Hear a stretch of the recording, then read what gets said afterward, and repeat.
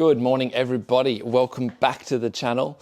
Now, if you haven't already realized, this is my 2023 Gen 2 Subaru BRZ. And well, it has a couple of mods so far. We have these gorgeous AME tracer wheels, 18 by 9.5, and they are sitting pretty on some beautiful MCA suspension. Shout out MCA, they are the GOATs. We also have this aggressive front lip splitter sent to me from the boys over in the States from EOS. Very nice. But most importantly, EOS were kind enough to send us their brand new axleback exhaust for the BRZ to help unleash that boxer engine sound that we all know and love. Now, I've had this axleback exhaust on the BRZ for a little over a month now, and honestly, it's probably the best bang for your buck as far as exhausts go if you just want to get a little bit of loud. They're only about half the price of a catback exhaust, and you get the same amount of performance out of them too.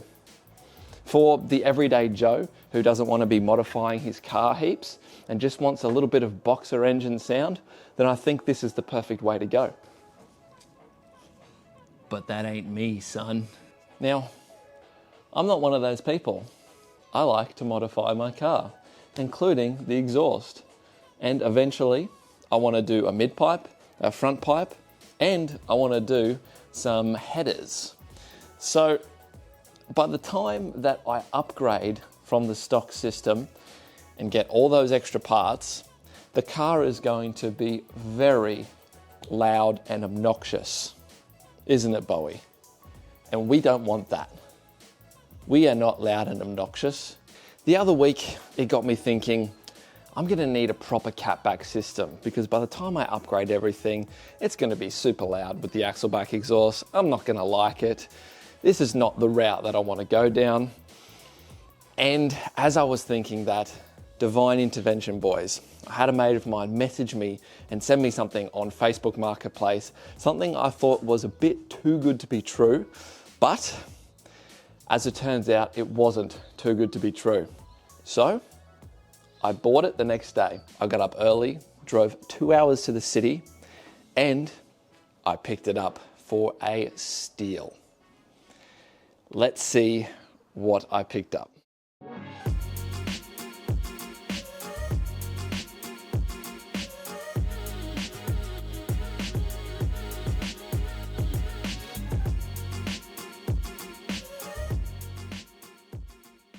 Now, anybody that knows anything about exhaust knows that HKS is one of the most premium quality brands out there. They built a name for themselves in Japan for a very long time, and the Spec L2 for the BRZ is an amazing sounding exhaust. Nice and crispy, sounds perfect, and isn't too loud and obnoxious, which is exactly what we want. So, today we're going to be installing this, and I'm going to show you how we're doing it. It's a pretty simple procedure, but I'm very excited. So let's get stuck into it.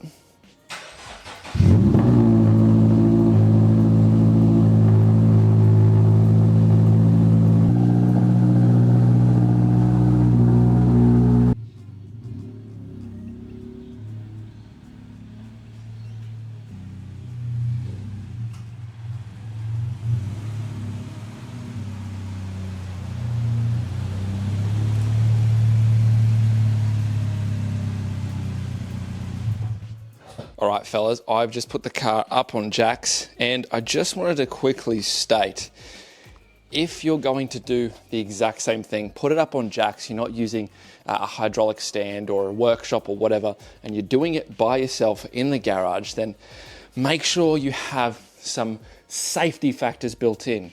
Now, I've got it up on jacks, but I also, on this side, have the jack stand just chilling there underneath it in case that fails. And if we come along to the other side, right next to my jack stand, I've got a spare tire from the OEM wheel sitting under there. So if that fails, then that tire and that wheel is going to catch it. So just make sure, you know, because you're going to be under the car, you're going to be right under there. You don't want to be squished and killed. So just make sure you're safe, all right?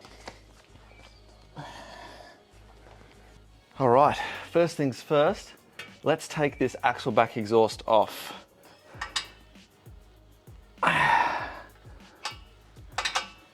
too tight. It's pretty good. Should be able to just hold that, to be honest. It's only a nut with a washer. There's one. And there is two. Pretty much just detach it from the hangers up here, which I might need to put a bit of WD-40 on, just because I think they would have gotten a little dirty and seized up a bit. So I might just quickly do that just to help with a bit of lubrication to get those off those red hangers here. There we go, see, that's way better. Can move that pretty freely now. Tool. Just use my knee to kind of hold it up there. And as we just put the last one down now, this should just drop as a whole. There we go. Wow. Just shimmy out like that. There we go. All right, boys, time for the scary part. So this is where we've just detached the axleback exhaust, as you can see right there from the hangers as well. And this is part of the rest of the catback that goes all the way to those bolts right there. So that's where we're going to be disconnecting that pipe from. And then the new exhaust is going to be from there, obviously all the way onwards up to here. So I'm going to have to get under here and take that off. I'm hoping it's not on too tight, but it is a little sketchy going that far under the car. But hey, we've got our safety devices set up with the wheel and tire and the double stands over there, so we should be good. So on this end of the nut where the spring is, that is a 14mm socket, and just behind it there, that is a 12mm socket. So what I'm going to try and do is actually undo that 12mm nut first and see how we go. Okay, boys, I know this is difficult to see and I do apologize, but if you can see up here, the best way to go about it is, I've already done this side over here. The best way to go about it is actually to undo it from the spring end. That one's pretty easy. So just grab your 14mm socket, get it up in there, and then you've got to just obviously loosen it up. So let me do that now. You're going to hear the spring kind of decompress as you turn your wrench there, and it loosens up. So don't worry about that sound, it's just the spring decompressing. Should be able to pull that out. There we go. There it is. You got the bolt with the spring, and then you've got the nut. So just make sure you don't lose that and just tighten that back up. I really do apologize if you got nothing out of that last clip. Really difficult to get a visual under there, but it's honestly really easy. 14mm socket, make sure you get a little bit of force onto it and just go from the end with the spring. Easy to get off. So the only thing holding this pipe on here is actually just this hanger right here. So just gonna put a bit of WD-40 on it and we'll get that off. Oh man, that was harder than getting the bloody bolts off. Getting that bloody hanger. Okay. Shit, that's heavy. Okay, I believe that is the correct orientation.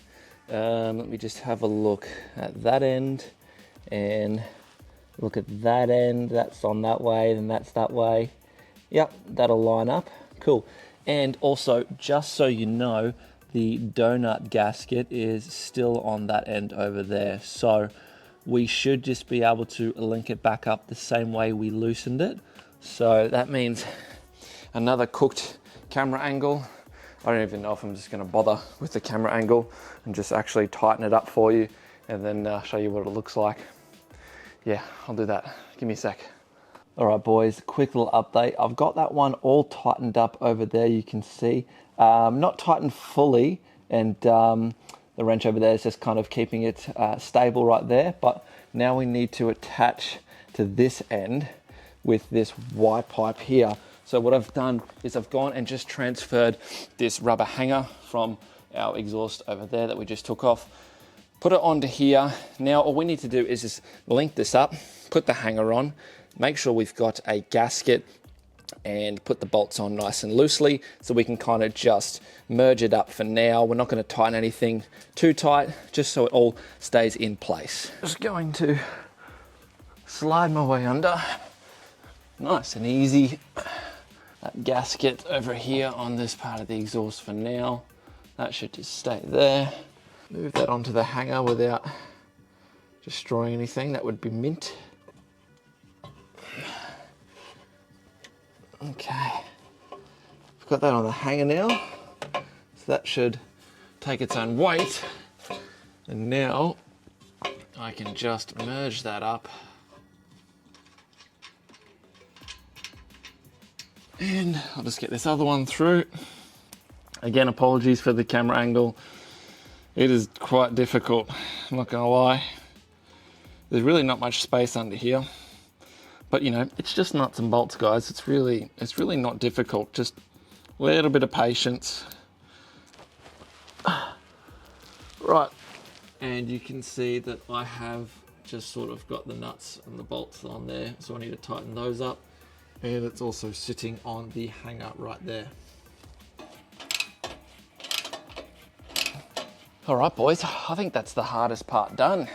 We have to really go under the car, but you can see here we've got that that Y-pipe beautifully set up there now. That's on its hanger. So it's time to just put the tips on and put them onto their hangers. So I've just transferred the hangers from the old exhaust onto the new exhaust. So we're going to get those up on here first so they can support themselves, and then we'll just simply bolt it up. So what I might do is I'll just squeeze that one on first. Just get it on the hangers first so we can line it up a bit easier.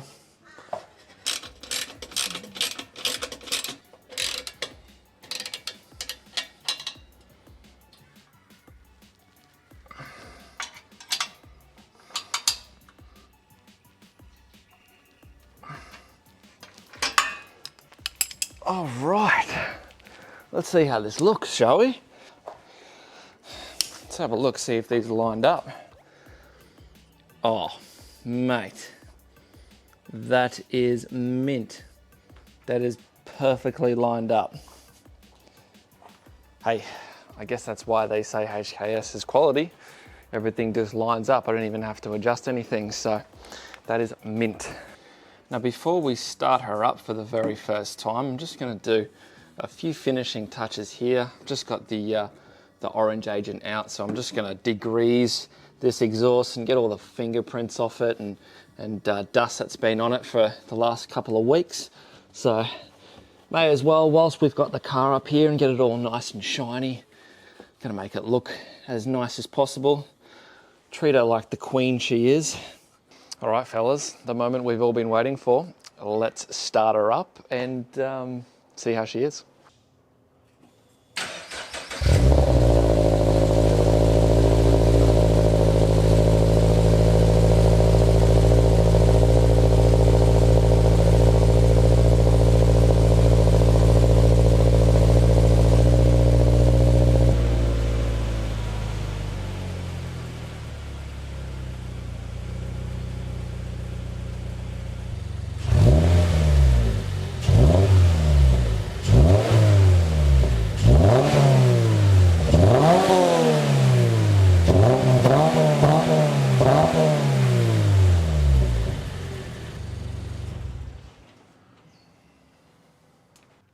I like it, boys. I really like it. All right, fellas, starting off with the BRZ with the brand new HKS exhaust. And as you can tell from the startup there, it's actually not a very loud exhaust. It's pretty tame, but one thing I do get out of it is that it has a really nice note. So just warming up the car here so I can do just a couple of pulls, you know, second gear up to fifth, whatever. We're just gonna go onto the highway here. If you're considering this exhaust and want to know if it drones or not one bit, not one bit. Just gonna drop it back to second here. And as I turn this corner, we'll put our foot down. Here we go.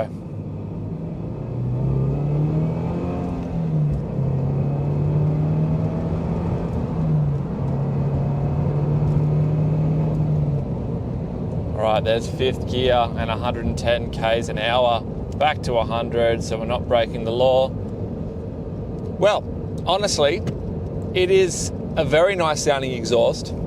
If I was to describe it, I would say it's more of an OEM plus sort of solution. But just bear in mind that this is only a catback exhaust. It's sort of the foundations on how it's going to sound later on once you add in a front pipe and also once you add in headers. Because once you get those components in, and I think particularly headers, if they're catless, they really open up that sound a lot more and kind of give you more of an aggressive note and a louder note. So I think by the time that we add in a front pipe, which will probably be catless, and we'll definitely go with some catless headers, not sure if I'm going to go equal length or unequal length, but by the time we complete the rest of the exhaust, I think that's going to sound really nice. I think it's going to sound quite mature. It's not going to sound obnoxious. It's going to be a nice note. Basically, people are still going to recognize the car, I think, but it's not going to be just an obnoxiously loud droning exhaust that, you see a lot of people in these cars have. So I think that's a really good option. And that's definitely something that I'm wanting to go down that sort of route because let's face it, boys, I'm not 18, 20 years old anymore, and I live in a neighborhood full of kiddies and parents, so don't want to be upsetting everybody with loud, drony exhausts. All right, second gear, up to 100 Ks, let's go.